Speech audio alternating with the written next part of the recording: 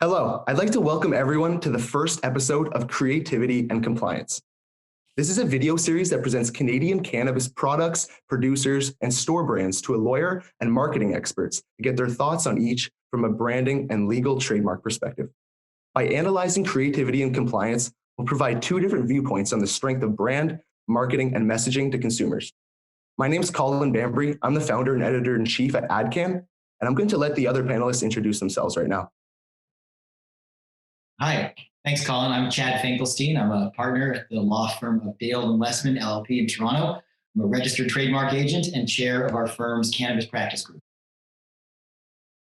Hey, we're the creative directors at Sister Merci. I'm Hilary Mason. I'm very strong in the design side of everything creative, and this is my partner. I'm Leah. I am a creative director as well, and I'm a copywriter. Amazing. Okay, so we'll dive right in. We're going to be looking at 4 different brands today. It's going to be 2 different licensed producer brands, recreational cannabis brands, and then 2 recreational cannabis storefronts as well. So let's get into it. The first one is Black Market. This is a recreational cannabis brand. The parent company is G-Tech. So the parent company is based in British Columbia. They have locations in Kelowna, and they also have growers in both Alberta and Ontario. For the most part, they offer dried flower and pre-rolled joints at the moment. So right now, I'm just going to let Chad jump in and maybe talk about a little bit of the legal trademark kind of perspective, and then we're going to be rolling through some of the marketing after that. Sure. Thanks, Colin. When I look at this trademark, there's a few takeaways in terms of developing brands for future cannabis products and services. The first thing is that there are, my guess, without having done really much diligence on the Canadian Intellectual Property Office database, so I'll refer to CIPO, the Canadian Intellectual Property Office, which is the government body that manages and oversees and administers the trademark legal regime in Canada. When you go through a list of trademarks associated with cannabis that either have the word black or the word market in it, there's quite a few. There's a bunch of other, blank market trademarks, and there's a few of black blank trademarks, which means that the 2 elements here, black and market, each of them in isolation don't really give G-Tech a ton of protection. They can't really enforce their rights against anyone that has black in their trademark or market in their trademark. But black market itself seems to be pretty distinct. There's really nothing out there on the CIPO database that looks like it's identical or substantially similar to black market. Oftentimes people, when they see that a trademark they have might overlap with some others that are out there, they say, well, what if I change the spelling? So it's important to keep in mind when developing a trademark that it's the overall impression of the trademark that's really what matters. So it doesn't matter if you've got a creative spelling. It doesn't matter that, in this instance, black market has removed the vowels. As far as trademark law is concerned, this says the word black market, notwithstanding the creative spelling. So that's something worth keeping in mind. The other thing that I would mention is there is a general prohibition in trademark law from having trademarks that are descriptive of your product or service. Okay, so you could never own the exclusive rights to the word cannabis or cannabis store because how would you be able to own those rights to the exclusion of everybody else? So there's a chance that CIPO might take the position one day with this trademark that it's descriptive of a legacy market, right? Of a precursor to the legal market, and therefore nobody should be allowed to own a term of trade that is used so often to describe cannabis products. It would be like trying to call your brand of hot dogs, street food, for example. So that's an issue that might come up. The other thing that I would say is that this is a trademark that I think is well known to the cannabis industry and has generated its share of controversy associated with the name itself and some of the taglines or the branding elements when it was first announced. There's a general prohibition in trademark law that you can't own or use a trademark that is scandalous, obscene, or immoral.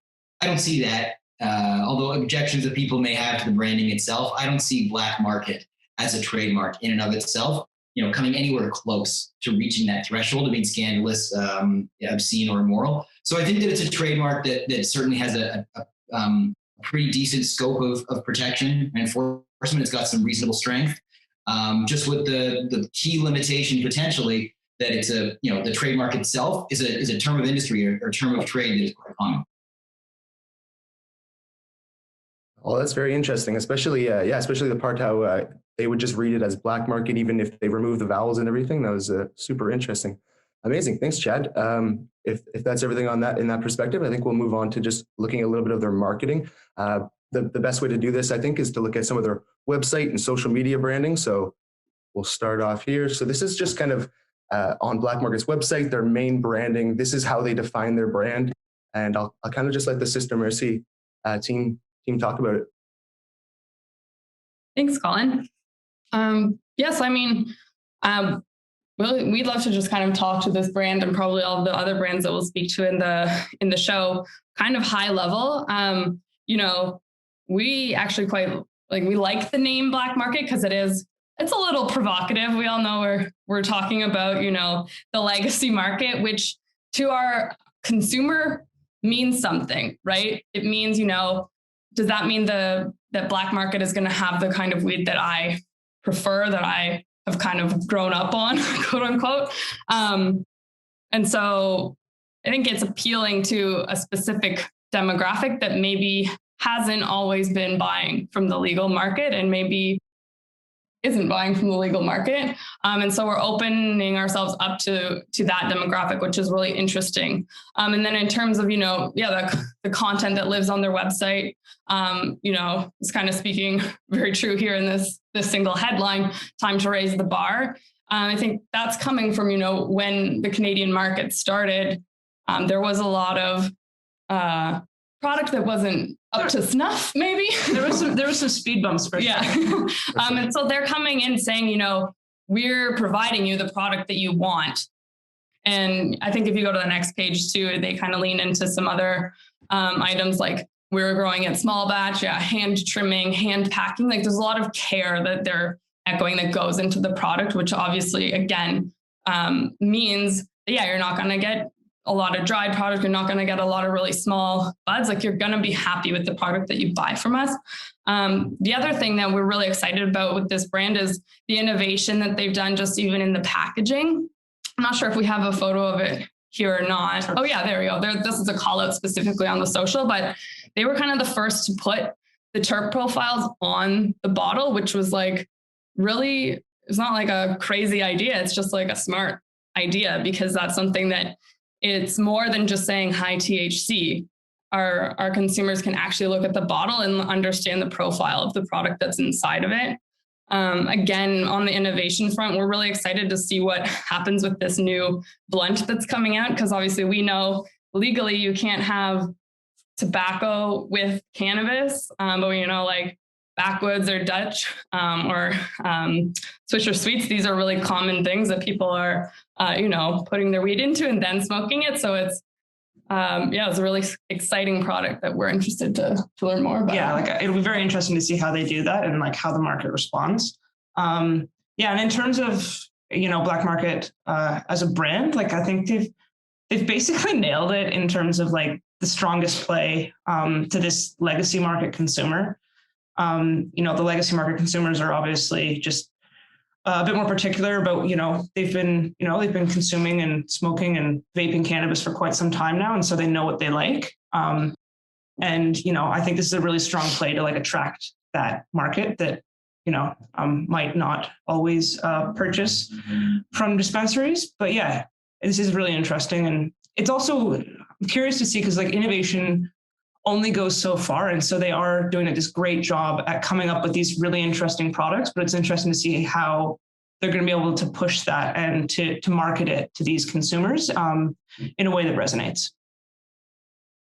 I agree. It'll be interesting to see how they continue innovating for sure. It seems like they're coming up with something new all the time. And I think I heard the blunt will be wrapped in some sort of kind of hemp type wrapper that was supposed to mimic a kind of a cigar, like a tobacco cigar. So that'll be very interesting too. As a consumer, I'm interested to try that out. Amazing. That was some great feedback on that brand there. Is blunt, is that a product name they're coming out with? Yeah, blunt without the vowel.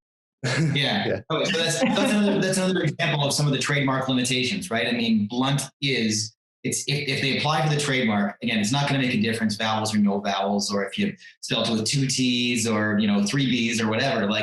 It still says blunt, and for all intents and purposes, it's the word blunt, which obviously is a descriptive term for a cannabis product, right? That is what it's called. It wouldn't be all that different from trying to own the word joint.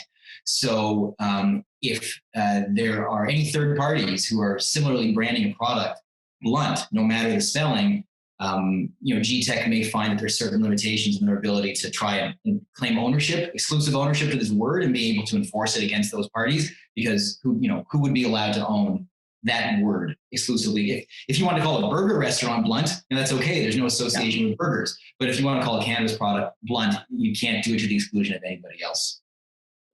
Interesting. On the opposite end, I don't mean to derail, but on the opposite end, it could be something like ADCANN, where they've created the readies, where like might be a defendable term as opposed to blunt, where it's just describing a cannabis product. Exactly. That's exactly right. Yeah. Interesting. Yeah. I guess maybe we can bring that up when we get to the ADCANN one. Yeah, for sure. Awesome. So we got Black Market, and we're going to take a look at another brand here. The next brand we're going to be taking a look at is Spinach, which is a recreational cannabis brand from the parent company Cronos. Cronos is one of the big licensed producers. They're mostly based in Ontario. Many of their grows are based in Ontario, same with their head office. They offer flower, pre-rolls, vaporizer products, and a few other types of products as well. So I thought I would take a look at some of their marketing as well. But first, I'm going to let Chad jump in and just maybe speak on the name Spinach. And yeah. Yeah. I think Spinach is a fantastic trademark. The best trademarks that you can have are those that are distinct, right? Those that clearly stand out from everybody else. So you're not using words or, prefixes or taglines that are commonly used by anybody else, or commonly used or associated with an industry. If you can create a trademark that's distinctly made up words, words like, I've always loved the trademark Quiznos because it's such a great made up word. If someone tried to use something even kind of similar to it, Quiznos rights of protection and enforcement would be quite strong. I think Spinach is a great trademark because it doesn't invoke any of the words that are commonly associated with cannabis products or services, but it's suggestive of it, right? It's suggestive of the experience of an agricultural product, and one that shares the same color as cannabis. So one of the things that I've actually seen over the last few months is that a lot of brand owners have been looking at trademarks that are similarly, suggestive of cannabis without actually using any of the common, canna, green, bud, 420, high. So I think that from a distinctiveness perspective, ability to stand out, ability to protect, enforce your trademark against others, I think it's a very, very strong trademark. Amazing. I have a question for you, Chad, actually, that you brought up in the previous one. Are we able to use spinach here? Because spinach is a plant, but is it because we don't actually mean spinach that we're able to use that? You mean that it being descriptive? Yeah. Yeah, it's exactly right. Yeah, there's a store on St. Clair that's called Ensalada, right? Same thing. It's like it is suggestive of, or it invokes an agricultural product or a vegetable. And so that creates an association with cannabis without actually, calling it, cannabis. Yeah. You can call it spinach as much as you could call it, French fries. It doesn't matter that it's a different consumable product. Gotcha. I think I prefer spinach to French fries. That's just Okay, yeah, great. So now we love the. Oh, sorry. Go ahead, Colin. So we'll take a look at the marketing now. I'll just kind of flip it over. We'll go through some slides there. Friends, fun, legendary cannabis. This is, as a copywriter, this is one where I don't know, I'd have to defer to Chad on this one because that's a bit bold for me. I don't know if I'd share that internally or externally. What do you think, Chad? From a compliance perspective? Yeah. Because fun is, that suggests that cannabis is enjoyable and make your life enjoyable. Yeah. Yeah. I don't know if this came from came right from their website. Yeah. I suppose that is highly suggestive of evoking a positive emotion. Yeah. But yeah, they do a pretty good job at speaking to that casual consumer, I think. It's bright, it's fun, it's suggestive. Yeah, we love the name. It's fun. It's tongue in cheek. It's got a wink to it, which, I think we always really love if a name can have a wink to it. For us, one of the things is we wish they could have just maybe if we go to the next page, Colin, yeah, we wish they just like leaned a bit heavier into the spinach aspect for this brand. And we understand, people want to know what the strain is. And that's why you kind of have these more common names like Diesel or Sensi Star or Blueberry, because those align with like the profiles of the strains that they're selling. But we just thought it'd be cool if, they just owned like their strain names is like vibing with spinach and just kind of leaning into the tongue-in-cheek nature of that brand. And like maybe you think of something like Spring Mix or Mixed Greens or something. And you're kind of like white labeling these other strains, but it just makes it more fun and like makes it more unique. And hopefully something, that you can kind of like just has more legs and is more ownable. Well, yeah, and I think that they've got this kind of, they're really trying to go after like that casual consumer and that casual, like that everyday consumer. Yeah. But then I think using like the actual strain names is basically based on data that would appeal to like somebody who knows more. Like if you're a casual user and you're kind of only entering the market now as it's been legalized, these names probably mean as much to you as Mixed Greens would. So it's more of just like, oh, that's fun. And you can always like learn about the profile of that strain. So having the actual, like strain name that we had on the streets is like not that important maybe for the demographic that they appear to be going after. Anyways. Well, yeah. And it's like they had this opportunity to have fun and they didn't really take it. It's almost like they're trying to be like everything to everyone. And it's like they're kind of spreading themselves too thin. So I don't know, it's kind of almost like they need to kind of pick a lane, and they've obviously leaned into this casual user, but I think that they should just, stay the course. Yeah. It's an interesting point that they didn't really elaborate on the actual spinach name that much. I think when they have initially launched, I think they had the tagline like farm to table or something like that, but then they didn't really expand upon that. And it looks like they've kind of exchanged that for the spinach with friends. I also found this super interesting example because I know when legalization first happened, a lot of like the early kind of enforcement on compliance around marketing, at least, was around like promoting around friendship and fun and a lot of the things. I think there's even a picture in Cannabis New Brunswick store that just showed a bunch of people together enjoying cannabis. They had to take that down. I think there was something similar, like the Trailblazer brand. They were advertising based on like sitting around a fire with friends. And I believe that they had to remove a lot of that content as well. So it is just really interesting to see that the spinach with friends. And then if you read like on the first one, all the fun that happens only with friends, where we go close about experiences we share, just seems very leaning into that lifestyle aspect.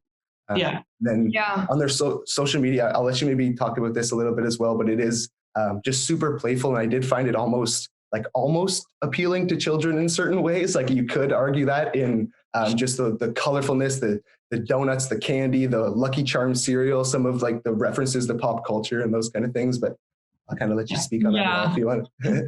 For sure. I'm sure Chad has some things to say. We did like overall, we do like what they're like doing with their social media. Like I think leaning into the food makes sense. Obviously, when you smoke cannabis or consume cannabis, you like to eat. Food tastes great. And then also, our name is food. So we kind of just liked how they really lean into that, but totally on the same page as you. Like, we're not allowed to show dogs, guys. Like, that's pretty clear. It's a cute dog. Yeah, it's a cute dog. Don't get us wrong, but like, that's not going to fly compliance-wise.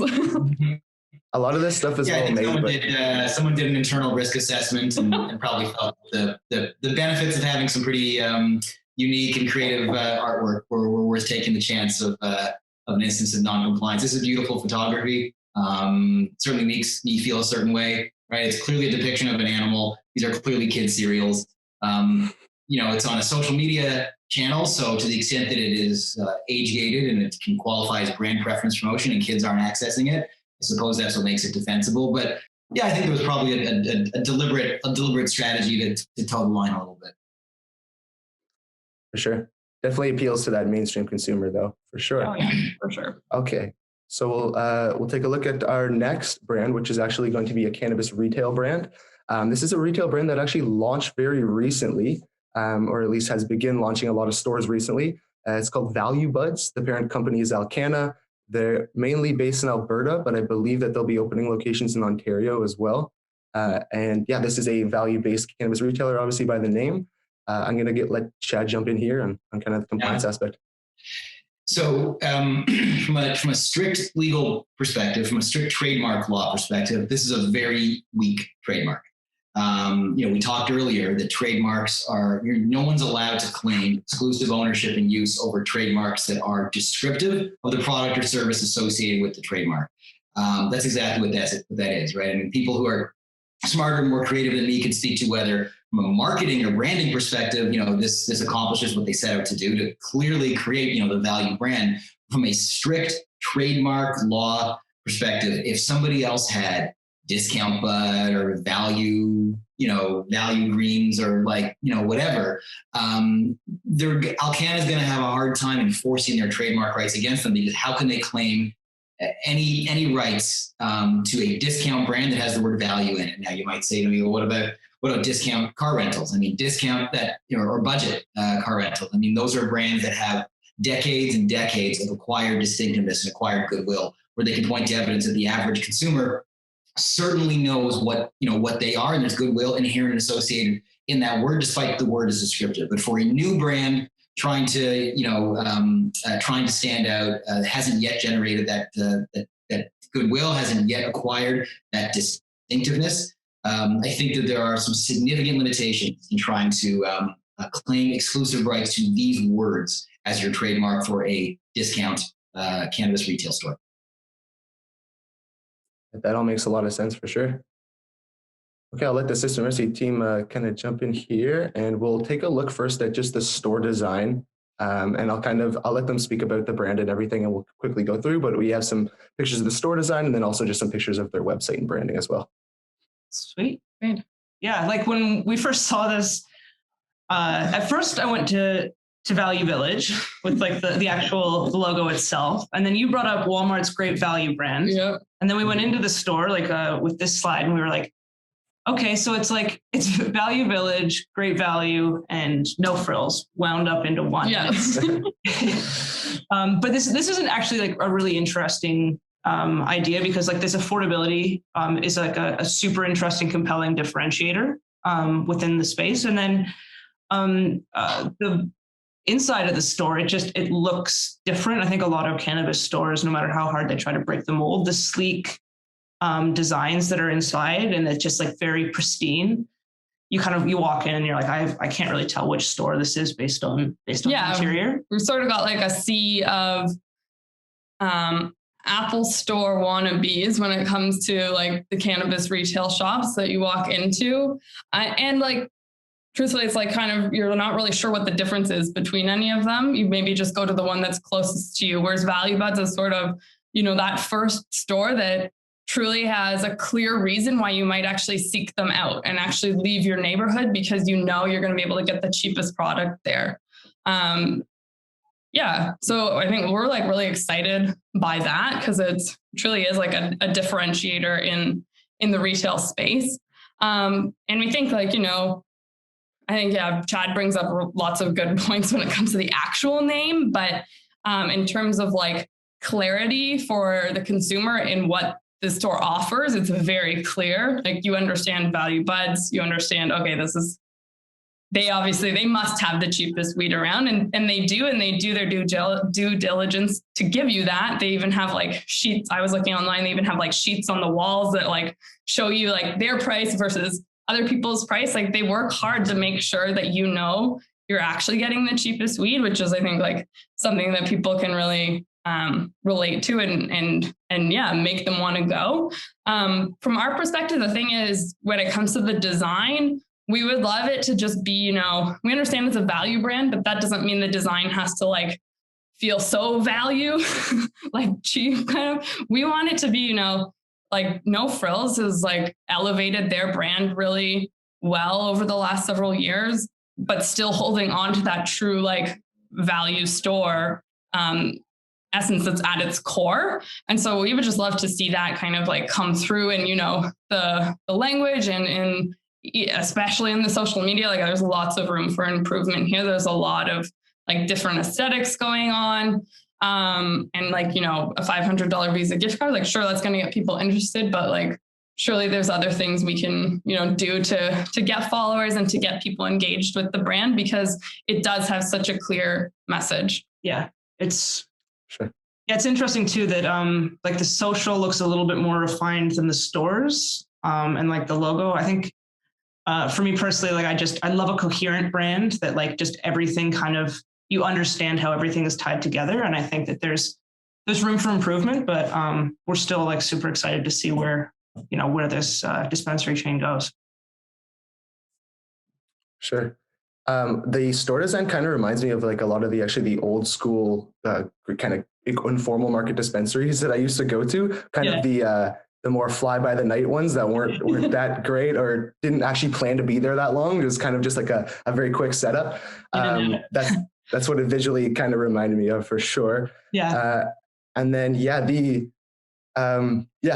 agree with kind of everything else you said, for sure. Their social media could definitely be improved. Chad, was there anything potentially wrong with a Visa gift card giveaway? I guess you're allowed to run contests as long as they're age gated on social media. Yes and no. You know, you can't have a contest where, you know, a condition of entry is that you got to buy cannabis, and you certainly can't give away cannabis as a prize. If this is open to everybody, you know, who's above 19, if everybody who wants to enter, whether they ever go into a store or not, is able to enter, and the prize is a gift card, and that's it. It's just about creating engagement as opposed to actually, you know, getting people inside a store. Then, provided that the content of the marketing to announce the contest, provided that that's compliant, the concept of a contest itself, this concept may very well be defensible. I think that's a valuable insight. There's a lot of brands looking to run kind of social media giveaways and contests and things. So thank you for the key thing about contests outside of cannabis law. I mean, this transcends cannabis laws into gambling law. But you can't, if you're having a random draw, you can't have a purchase as a requirement for entry. You have to have a no purchase necessary alternative. Makes sense. Okay, so we're going to take a look at our final brand today, which is also a cannabis retail store, Superette. Right now they have 3 locations in Ontario. I believe they're opening a 4th location soon. They're based in Toronto and Ottawa. I'm going to let Chad take it over from here. Yeah. From a trademark perspective, I don't have a ton to say. This is another great example and again, not to say anything about the brand positioning itself, but from a strict trademark perspective, they do a great job of standing out, because this is a word that is never going to be, referenced or invoked by anybody else to talk about cannabis. I don't think that the average consumer realizes that it's, basically translates into a mini market. So potentially, if somebody at the Canadian Intellectual Property Office felt like giving them a hard time, they could say, hey, you're not allowed to own a word for your retail store that means mini market, because how can you get to own that word to the exclusion of others? I think that risk is low. I think that if we talk about Spinach as something that doesn't invoke cannabis words, but is suggestive of it, this isn't even suggestive of the cannabis experience. This is suggestive of a retail experience, and the cannabis portion of it is secondary. So from a trademark perspective, I think this is great opportunity to stand out, which means it's a great opportunity to make sure that they can claim as much exclusivity as possible over the prefix super in association with any cannabis product or service. Amazing. Yeah. And I think that's what they're doing. I see a lot of their marketing now is kind of based on using the word super. Speaking of marketing, I'll let the Sister Merci team jump in.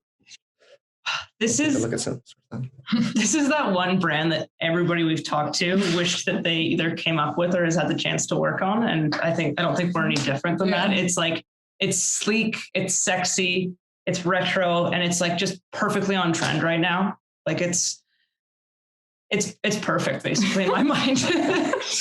Yeah, it's really good. And I think the success of it is that they really did care a lot about the brand and every component of the design. Like, I actually think they probably almost thought of this. Obviously the name, as you're saying, Chad, means like mini mart or whatever. So they knew they were going to have stores, but I do think they thought of this more as like a streetwear brand. And you can see that because they have so much apparel and so many other accessories that you can buy that are just Superette branded. And they knew if we can get people hyped just about the brand, like then people coming to our cool stores is going to be a walk in the park, and people similar to Value Buds will seek this out, right? So yeah, it's really cool. And I think they even maybe, you know, whether it's intentional or not, there is the streetwear brand Supreme, which is like everybody knows that. And I think you have that word super in there. And so I think probably intentionally you get that sort of connection, especially when you look at all of the accessories, that they've created. Yeah. And then in terms of, you know, the experience on their website or even in their social, everything is just like so solid, so consistent. It's like unmistakably Superette. Yeah, like it's when we spoke about coherence earlier, like this is just such a cohesive, coherent brand across like web, social, in store. It's just, it's great. I think it's a really good juxtaposition against Value Buds as well, because you're right. It is really Superette's really their brand first. And I think a lot of this, well, I guess it depends on your strategy, but I think a lot of the successful retailers will be focused on building up their brand first, bringing customers in for their brand, and then selling the brands that they carry in store, as opposed to what Value Brand strategy and a lot of the other retailers is to bring consumers in based on the brands they carry. But the thing is, there's really not a lot of brand awareness among consumers anyway. So building up your own retail brand seems to really be a great strategy. And there's probably more awareness of Superette than most of the brands they have on their shelves, right? Yeah. I think so. Great. Yeah. And I just wanted to point out, I really like the flower wall thing where I guess you're leaning in to smell the flowers, the bud. I think that's a great idea. They really came up with some cool concepts for the actual store layout itself, for sure. For sure. Or like you noted there, the pizza and burger phones where you just pick it up and it dials for you. Yeah, it's really cool. And I think they made it even kind of like part of like a CSR campaign, because it was really during the pandemic. So it was like, hey, we're supporting local restaurants and retailers. Like, here's how you can support them. You can order out using our phone and those kind of things. So they've always been one of my favorite retailers for sure, and one to watch. Cool. So I think that is the first episode of Creativity and Compliance. Thank you so much to both of the teams. We're going to be having a lot more episodes coming soon, so stay tuned for those.